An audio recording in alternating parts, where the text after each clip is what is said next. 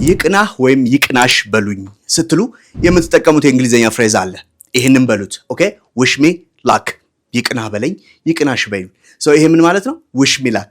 ከዛ በኋላ እናንተ ምን ማለት ትችላላችሁ? እናንተ ይቅናህ ወይም ይቅናሽ ብላችሁ ስትሉ የምትጠቀሙት በጣም ኮመኑ good luck ነው አይደል?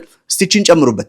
good luck my best friend, good luck my love, good luck my bestie, good luck hubby or buddy ብላችሁ ማስቀመጥ ትችላላችሁ። ላይክ ለጓደኞቻችሁ፣ ለፍቅረኞቻችሁ ወይ ደግሞ ለምታውቋቸው እህትና ወንድሞቻችሁ good luck bro, good luck sis እነዚህ ሁሉ መጠቀም ይቻላል። ሌሎቹን ደግሞ እንያቸው እስቲ። alright best of luck, fingers crossed አይደል? fingers crossed ይሄኛው ምንድነው? መልካም ምኞታችሁን እየገለጻችሁ ነው ማለት።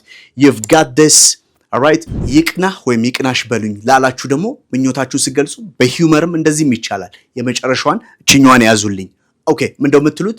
you don't need luck alright I know you're amazing በሉት። ኦኬ አንተ እኮ እድል አያስፈልግህም ወይም ደግሞ እድል ያን ያህል አንተ አያስፈልግም እንደምታረገው አውቃለሁ ነው። so you're amazing, you are always amazing, you don't need any luck ብትሉትም ይሆናል ማለት ነው። so we'll see you next time, bye for now.